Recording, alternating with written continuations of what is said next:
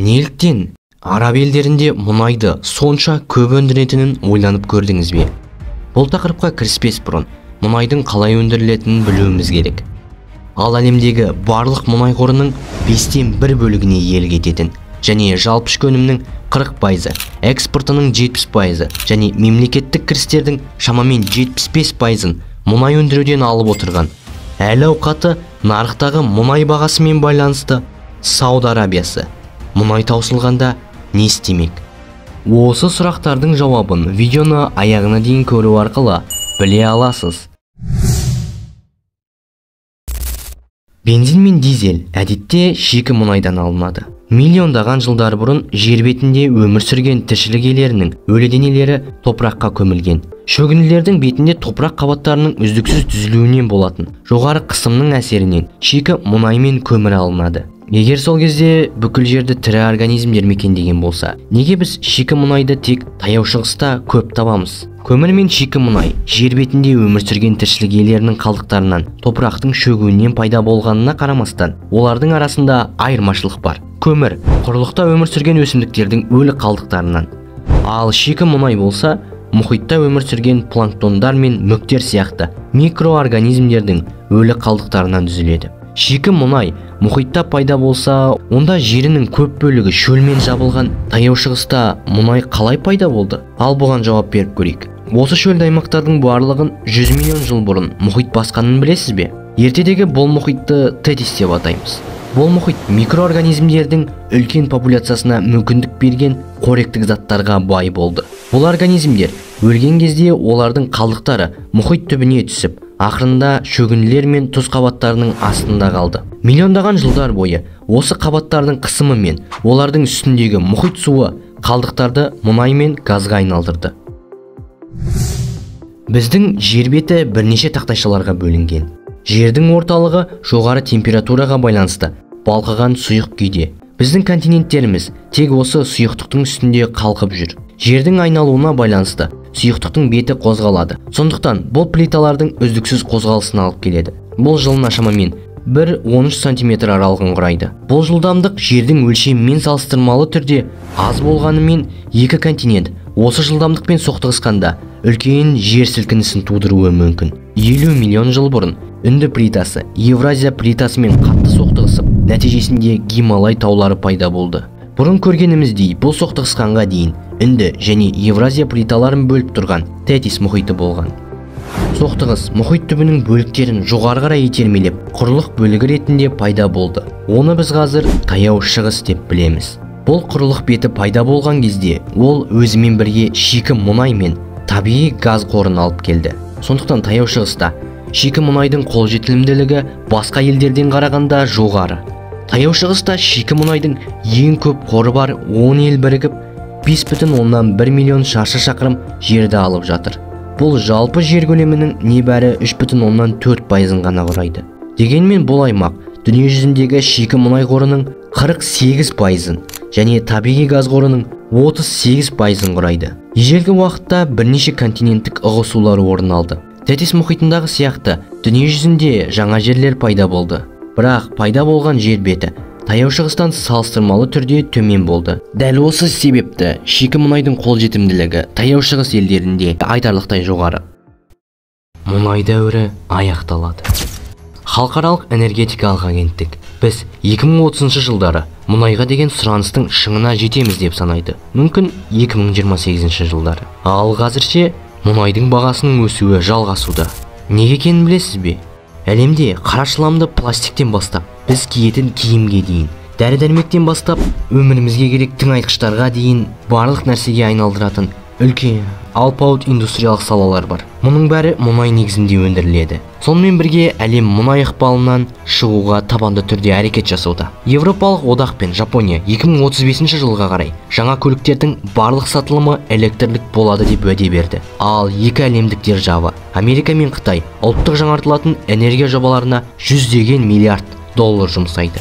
Және оларды түсінуге болады. Бірнеше 10 жылдықта біз қазіргіден аз мұнай қолданатынымызды түсіну үшін қажылық талдаушы болудың да қажеті жоқ. Мұнай шексіз ресурс емес болғандықтан, көптеген елдер бұған қандай да бір жолмен дайындалуға тырысуда. Егер біреулер үшін бұл жақсы жаңалық болса, Сауд Арабиясының тақ мұрагері үшін өте алаңдарлық жайт, немесе үлкен сынақ деуге болады. Неліктен? Өйткені Сауд Арабиясы тек қасиетті жерлер, шөлдер мен мешіттер емес, мұнайы көп ел, өте көп. Сауд Арабиясы әлемдегі барлық барланған мұнай қорларының 1/5 бөлігіне иелік етеді. Ең үлкен қоры бар. Венесуэладан айырмашылығы, Сауд мұнайы арзан және қолжетімді. Саудтықтарға Гавар мен Сафани атты мұнай ошақтары тиесілі. Бір ғана Гавар кен орнының өзі ұзындығы 280 км, тереңдігі 100 метр және елдегі барлық өндірілген мұнайдың шамамен 50%-ын құрайды. Бұл елді әлемдегі екінші ірі мұнай өндіруші және бірінші мұнай экспорттаушы етеді.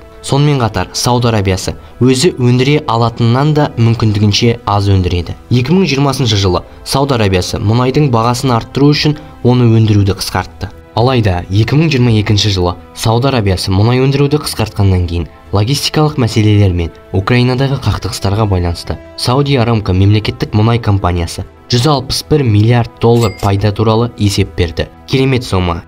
Бірақ бұл Сауд Арабиясы үшін ең маңызды мәселе. Олар толығымен мұнайға тәуелді. Олардың нақты жалпы ішкі өнімінің 40%, экспортының 70% және мемлекеттік кірістердің шамамен 75% мұнай өндіруден келеді. Олардың әл-ауқаты нарықтағы мұнай бағасына байланысты. Сауд Арабиясы табыс салығы жоқ және өте біртүрлі еңбек бөлінісі бар ел.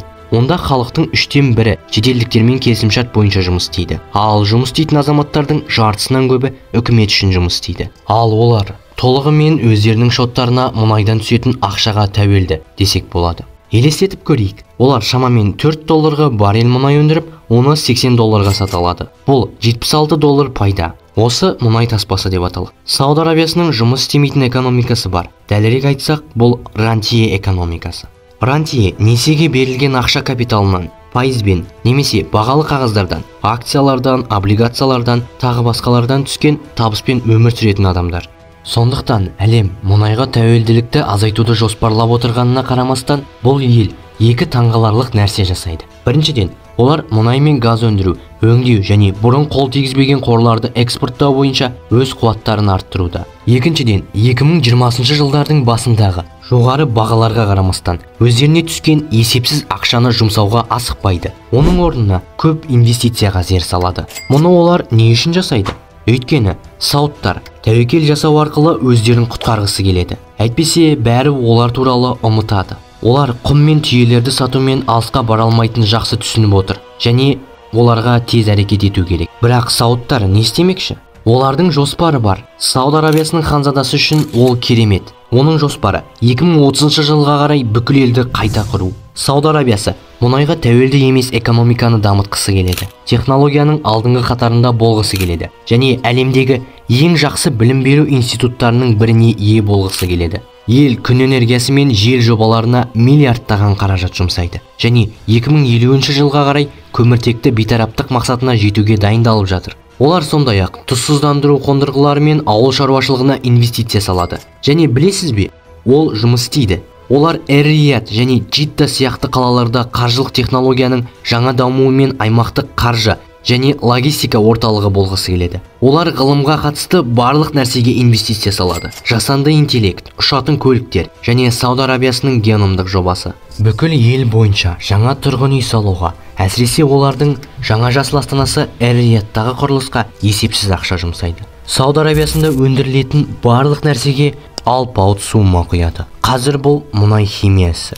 Ал ең маңыздысы, олар елге туристерді тартатын барлық нәрсеге инвестиция салады. Ал туристер сізге келу үшін не қажет? Бір ерекше нәрсе керек қой. Мәселен, құрылыс аяқталғаннан кейін әлемдегі ең биік ғимарат болады деп болжанған Джидда мұнарасы. Немесе шөлдің ортасында тау шаңғысы курорты ретінде әрекет ететін футуристік қала Троян сияқты үлкен және ерекше нәрсе қажет. Немесе биіктігі 400 метр болатын Мукаб атты текше. Оның ішінде экологиялық таза шағын қала болады.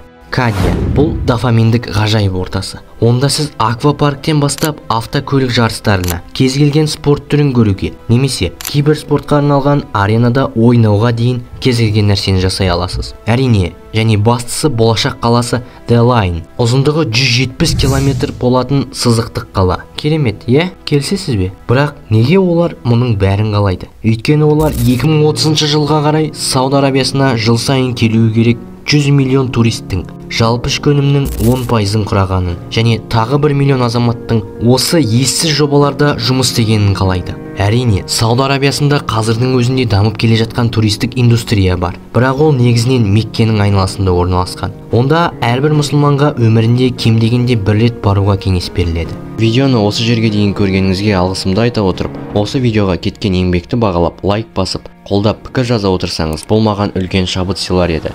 Сіз үшін бір ғана сәт, ал мен үшін үлкен бақыт. Бірақ қазір Сауд Арабиясының мұнайға тәуелділігін қалай төмендететіні түсінікті. Ханзаданың өзі Сауд Арабиясы мұнайға тәуелділіктен зардап шегеді дейді. Және елдің басты мақсаты болашақ мұнай проблемаларынан сақтану үшін экономиканы әртараптандыру. Мұнайдан бас тарту ұлттың қауіпсіздігі үшін де, экономикалық өсу үшін де маңызды. Алайда бұл өзгерістердің бағасы қандай? Айта кету керек, бұл арзан емес. Бұл $1 триллион артық деуге болады. Егер дәлірек айтсақ, Сауд Арабиясы $500 миллионнан астам мемлекеттік жұмыс орындарын ашпақшы. Бірақ бір мәселе бар.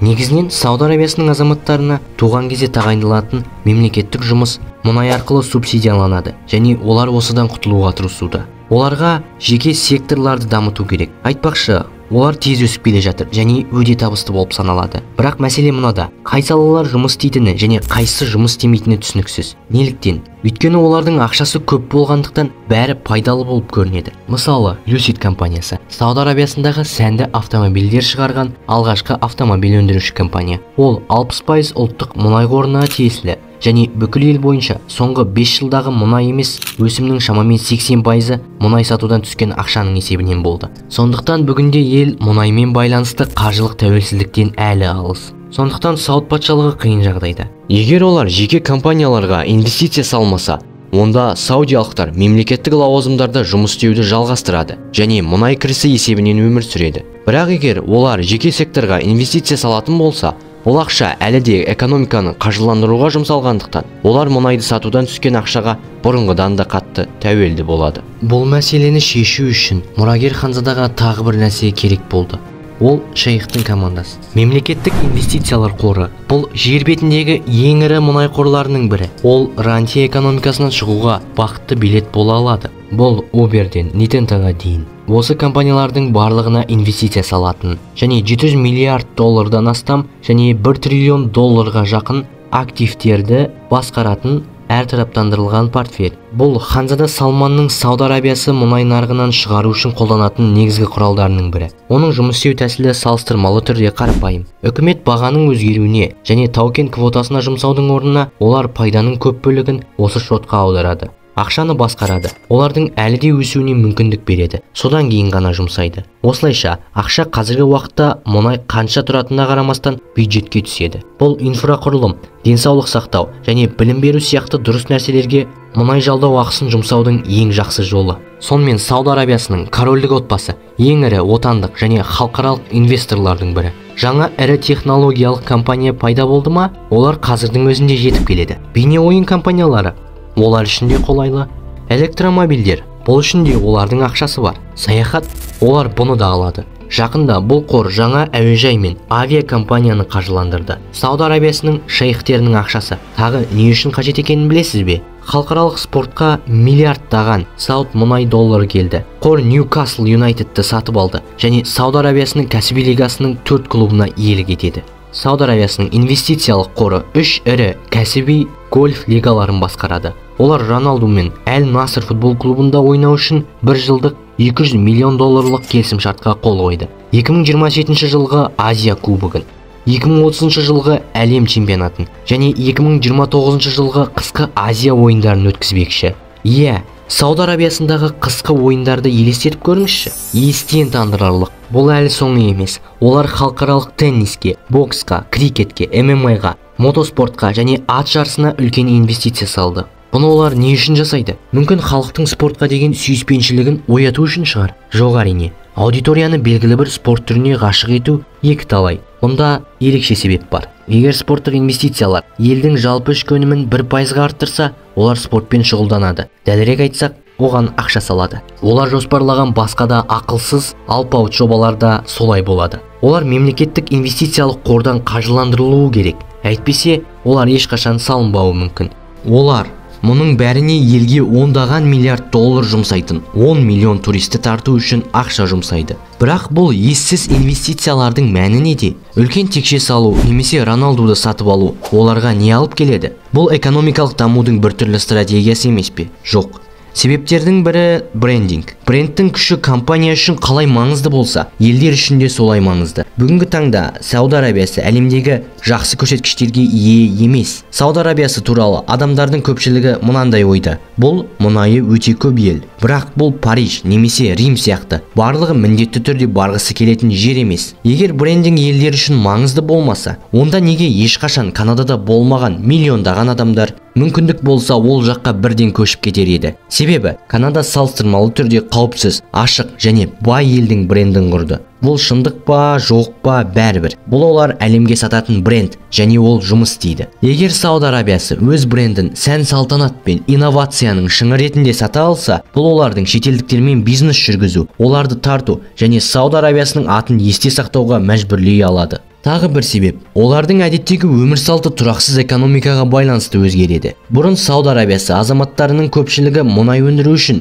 немесе мұнай есебінен қаржыландырылған субсидиялар мен әлеуметтік төлемдерден ақша алатын. Оның орнына корольдік отбасы саясатты, қоғамдық нормаларды және экономиканың көп бөлігін басқарды. Енді үкімет мұнайға тәуелділіктен арылғысы келеді. Тұрақтылықты сақтау үшін олар жаңа әлеуметтік келісімшарт жасайды. Яғни ірі спорттық жобалардан ақша табу, немесе жаңа дамудың беделі мен ауқымы арқылы ақша табу. Саудтықтардың көп бөлігі айтарлықтай жас. Олардың 3-2% 35 жастан кіші. Туризм немесе бейне ойын жобаларының көпшілігі өмірде жарқын тәжірибе іздейтін жас аудиторияға бағытталған. Егер олар бұны өз елінен шықпай-ақ таба алса, бұл керемет. Иә, және қатаң заңдар біртіндеп жеңілдеді. Әйелдер енді көлік жүргізе алады. Кинотеатрлар қазір адамдарға ашық. Музыка қоғамдық орындарда қатты естілуі мүмкін. Тіпті алкогольді қазір сатуға болады. Бірақ бәріне емес, тек дипломаттар мен мұсылман еместерге. Кез келген мемлекеттің табысты экономикасының кепілі білімді халық және жоғары білікті кадрлар. Бұл Сауд Арабиясының тағы бір проблемасы. Азаматтар мемлекеттік секторда оңай жұмыс табады және өз байлығымен алаңсыз күндерде өмір сүреді.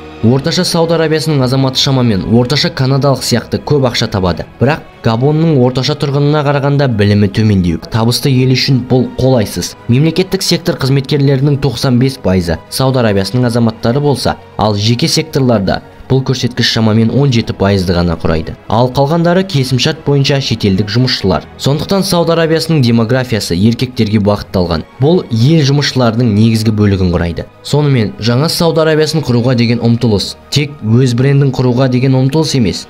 Бұл өз азаматтарын жоғары білікті салаларда жұмыс істеуге итермелеу. Бірақ инновациялық нәрселер жасау үшін кейбір салаларға шексіз ақша салып, халықтың қабілеттерін дамыта ала ма? Бұл әлі де үлкен сұрақ. Сауд Арабиясына Сауд Арабиялық жасанды интеллект, Сауд Арабиясының электромобильдері қаншалықты жақсы екенін немесе Сауд Арабиясының мұнай химиясы үкіметтің көмегінсіз жалғаса алатынын анықтау және түсіну үшін қандай да бір шаралар қажет. Олардың мемлекет пен жеке сектор арасындағы тұтынуы әлемдік орташа көрсеткіштен шамамен 3 есе көп. Ал қазіргі жұмыспен қамту құрылымында мемлекеттік кірістің негізгі нысаны ретінде жеке тұлғаларға салық салуды бастау өте қиын болар еді. Осылайша олар 2030 жылға қарай немесе одан кейін бай жалқаулардың өмір салтынан бас тарту үшін Сауд Арабиясының азаматтары құрбандыққа барып, жайлылық аймағынан, яғни комфорт зонасынан шығуы керек. Бірақ патшалық мұны мүлдем қаламайды. Олардың 2010 жылдардың басында араб мемлекеттерінде орын алған осы процесте 4 үкіметті құлатқан көтеріліс толқыны жақсы есінде.